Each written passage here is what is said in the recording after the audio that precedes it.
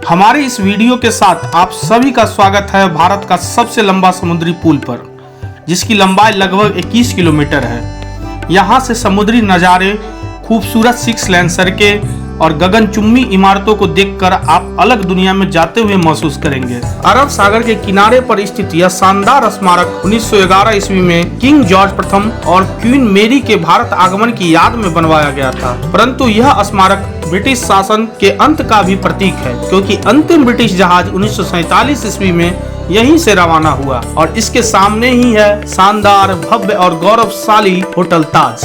Gateway of India से एलिफेंटा गुफाओं तक फेरी राइड के जरिए पहुंचा जाता है, जिसमें लगभग 1 घंटा लगता है। रास्ते में मुंबई बंदरगाह के शानदार नज़ारे के साथ साथ आपको फेरी के साथ उड़ते समुद्री पक्षियों की झुंड अपनी छाप दिल पे छोड़ जाते हैं। एलिफेंटा की गुफाएं ठोस पत्थर को काट कर बनाई गई है, जो अब विश्व धरोहर स्थल है। बिना किसी यंत्र के पहाड़ काट कर गुफा बनाना और फिर सुंदर मूर्तियां नक्काशी करना, आज के समय में यह सोचना भी कठिन लगता है कि यह कैसे हो पाया उस समय। शानदार समुद्री दृश्य के साथ डूबते सूरज को देखने का मजा लेना चाहते हैं, या दौड़ते भागते मुंबई के बीच शांति और सुकून या सैर सपाटे का आनंद लेना चाहते हैं, तो आप मेरीन ड्राइव आना न भूलें। तो चलिए इस छोटी सी यात्रा वृत्तांत की शुरुआत करते हैं।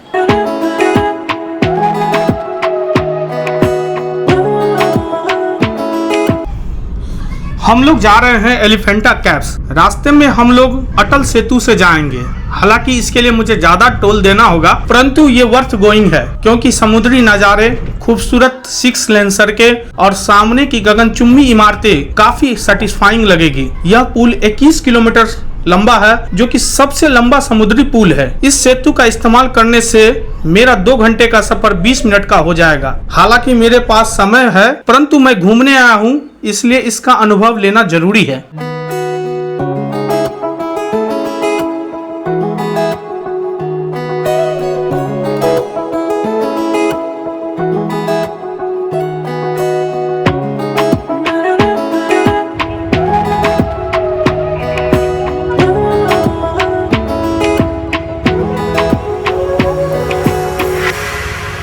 एलिफेंटा केव्स जाना है तो गेटवे ऑफ इंडिया तो आना ही पड़ेगा, और उसके सामने ही है भव्य, शानदार और ज़बरदस्त ताज होटल।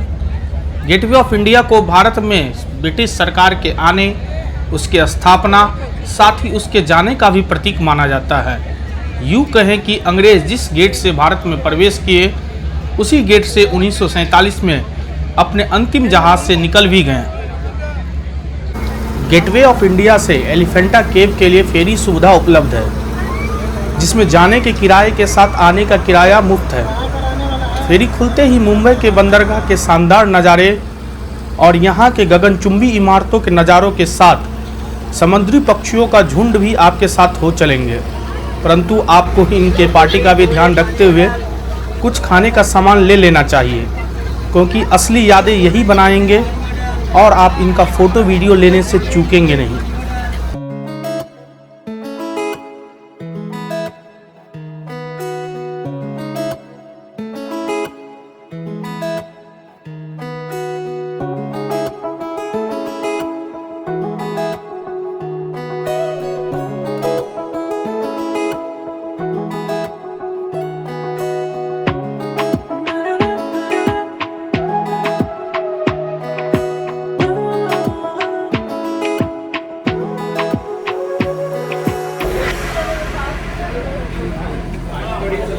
हम लोग एलिफेंटा आइलैंड पहुंच चुके हैं। यहाँ से हम लोग एक स्पेशल ट्रेन से 1.5 किलोमीटर की यात्रा करेंगे।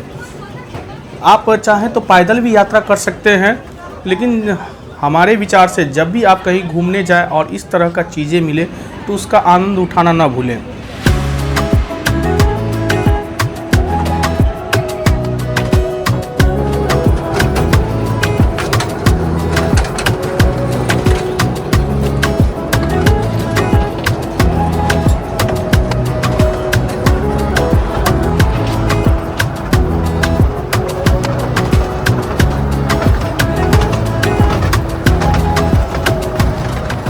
इस ट्रेन के इस्तेमाल से आपका समय तो कम नहीं होता, बल्कि ये मात्र मनोरंजन के लिए है।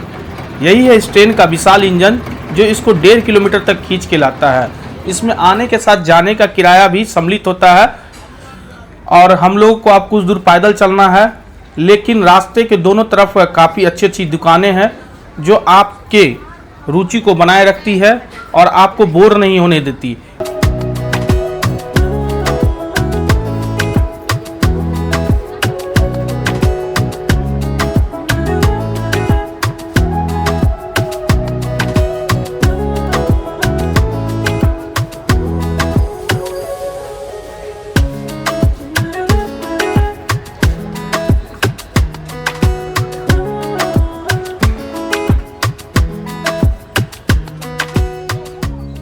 अजंता की गुफाओं तक पहुंचने के लिए आपको कई सारी सीढ़ियां चढ़नी होगी, परंतु घबराइए नहीं, इसे एक चुनौती के रूप में लीजिए और समझिए कि हमें यहां अपनी स्टेमिना को जांच करना है। वैसे यहाँ दोनों तरफ काफी सारी अच्छी अच्छी दुकानें हैं, तो आप आराम से आराम फरमाते हुए, एंजॉय करते हुए, खाते पीते हुए एलिफेंटा की गुफाओं तक पहुंचिए। अजंता की गुफाएं यूनेस्को के विश्व विरासत सूची में शामिल है। यहाँ पे खुदाई के दौरान पत्थर का एक विशाल हाथी मिला था, इसी कारण इस जगह का नाम एलिफेंटा पड़ा और उस हाथी को अब किसी दूसरे जगह रखा गया है। यहाँ पे वीडियोग्राफी अलाउड नहीं है, इसी कारण हमने फोटो क्लिक करके ही वीडियो में ऐड कर दिया है। हर एक फोटो से पहले उस फोटो का डिस्क्रिप्शन है, अगर आप इंटरेस्टेड हो तो वीडियो को पॉज करके उसके बारे में वर्णन देख सकते हैं।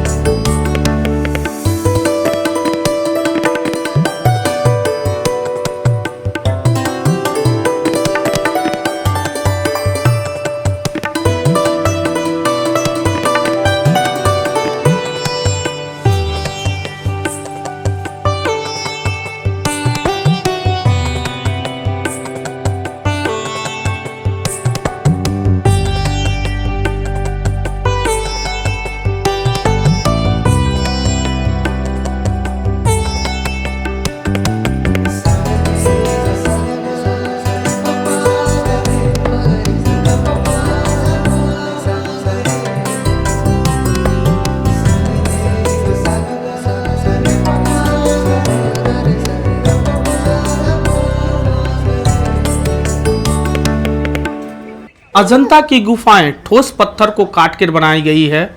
यहाँ 7 गुफाएं हैं। आपको जान के आश्चर्य होगा कि इन 7 गुफाओं को बिना किसी मशीन के हाथ से बस काट कर और उसके अंदर सुंदर मूर्तियां की कलाकारी और नक्काशी की गई है।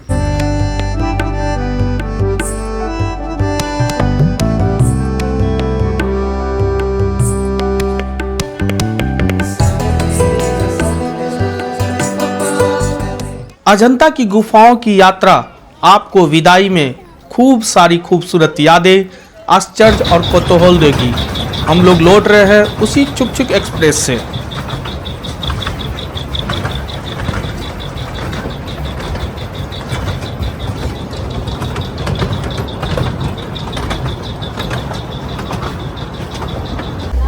अब जब हम यहाँ से लौट रहे हैं, यहाँ हवाएं चल रही है, समुद्र में हल्की लहरें उठ रही है, जिसमें हमारी फेरी हिचकोले खा रही है और पानियाँ उड़ा रही है, जिसकी कुछ छींटे हम पे पड़ते हैं तो हमें संतोष होता है। साथ साथ पक्षियाँ भी हमें विदाई करने के लिए हमारे साथ चल रही हैं। मैं कौन हूँ? क्या हूँ मैं? एक मुसाफिर? एक मुसाफिर जो चल रहा है रास्ते पर, रास्ते जिसकी मंजिल से निकलती है राहें एक और मंजिल की, मंजिल जो आगाज है हर नए रास्ते का, रास्ते जिनका कोई अंत नहीं। हर रोज एक सुबह होती है नई, जो देती है हौसले मेरे जज्बातों को और कहती है जिंदगी को उसके हाल पर छोड़ देना ही बेहतर है। तुम्हारा मकसद है चलना उन रास्तों पर जो बेमंजिल हैं, रास्ते जहां छिपा है खजाना तुम्हारे जवाबों का, जवाब जो बताएंगे तुम्हें कि तुम हो और क्या हो तुम।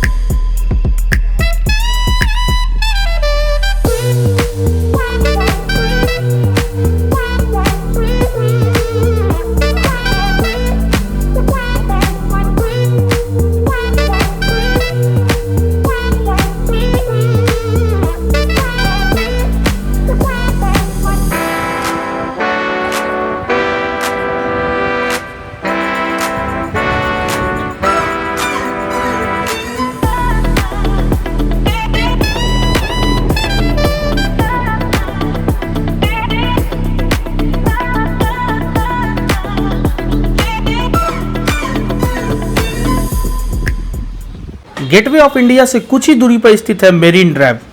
लोग यहाँ सुकून की तलाश में आते हैं और यह जगह उस लायक भी है।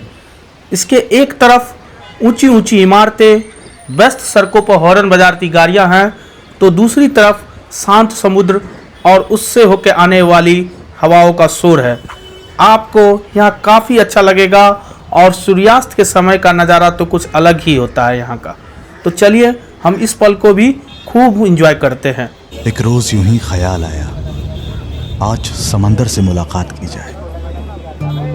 इस रोजमर्रा की दुनिया से दूर सुकून लिए, कुछ उसकी सुने और कुछ अपनी कही जाए। शाम के वक्त जब मैं पहुंचा तो सूरज ढलान पर था और समंदर मेरी ही तरह अपने अंदर तूफान लिए खामोश गहरे सन्नाटों के बीच सूरज को खुद में समेट रहा था, जैसे मेरी उम्मीदों को मैं। इतने में कुछ लहरों ने मेरे कदमों से गुफ्तगू की और कहा, जैसे जिंदगी खुशी और गम के बीच बहती है, ये लहरें भी इसी तरह आती जाती रहती है। और कुछ कोशिश कर रही थी चांद को छूने की, पर छू नहीं पा रही थी। गौर से देखा उन लहरों को, चांद को छूने के लिए कितनी बेताब है। वो चांद कोई और नहीं, वो चांद मेरे ख्वाब है। और ये समंदर मैं ही तो हूं जो अंदर सैलाब लिए शांत हूं, पर डरता हूं कब तक ये तूफान रुकेगा और क्या होगा तब जब समंदर के सब्र का बांध टूटे।